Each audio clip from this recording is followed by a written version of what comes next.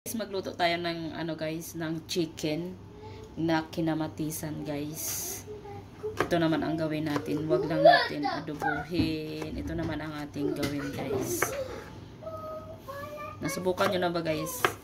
Ang ganitong way nga pagluto ng kinamatisang manok.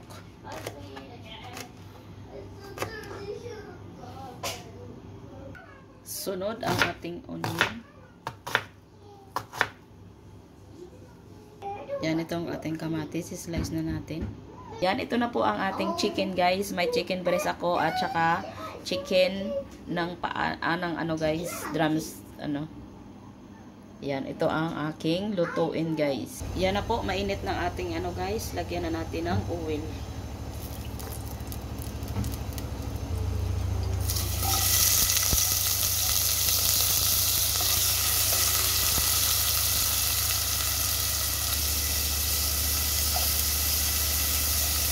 Sunod ang garlic.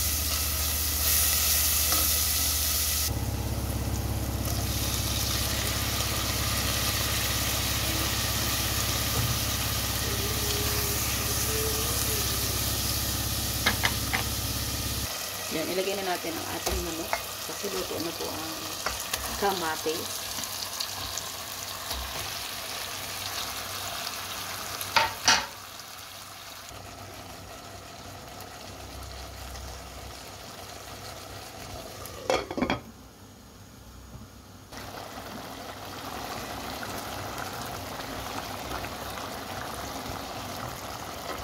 Hindi pa ako naglagay ng tubig guys. Ipaano ko siya muna guys.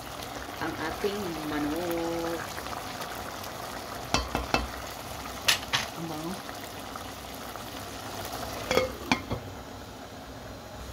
Yan. Ito na guys. Ang ilagay ko guys na ano guys. Chicken cube lang guys. Hindi ako maglagay ng, kung may ano kayo guys, may oyster sauce. Yan ilagay nyo guys. Yan ang aking ay chicken cube lang guys. Ilagay ko. Kasi ayaw ng asawa ko na may oyster sauce guys. Alam niya kung ilagyan ko o wala. Maglagay ako ng tubig guys. Kasi hindi pa yan luto ang ating manok. Lagyan natin ng tubig. Kunti lang.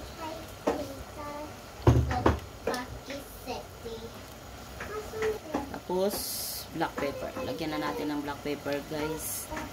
Mamaya ko na siya tikman kung anong kulang dyan.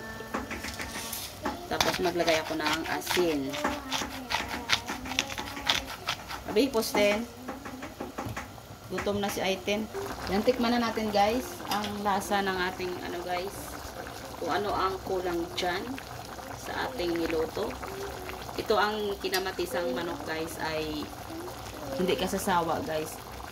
Ulit-ulitin mo ang sarap.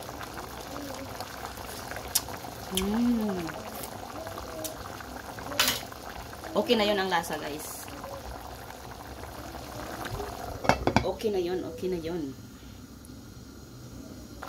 Ang kinamatisang manok ay hindi ka masasawa guys. Ang sarap.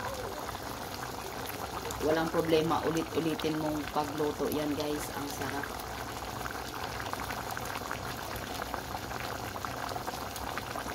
Kung gusto nyo guys maanghang, lagyan nyo ng sili.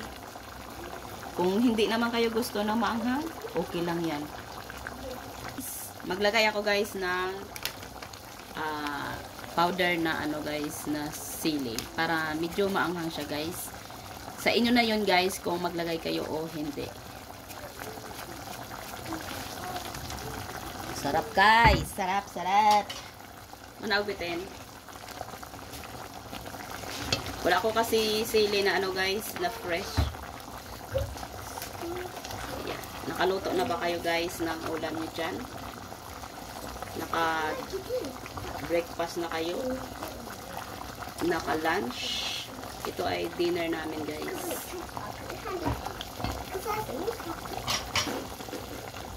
Yan na po ang ating kinamatisang manok guys.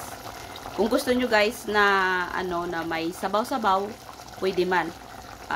Pwede man na walang sabaw guys. Kunti lang isabaw nyo. Yan. Ito sa akin ay okay na po yan guys kasi request ng asawa ko na may sabaw-sabaw guys. Pero kung hindi nyo gusto na ano na may sabaw, ipakunti pa ninyo ang sabaw guys.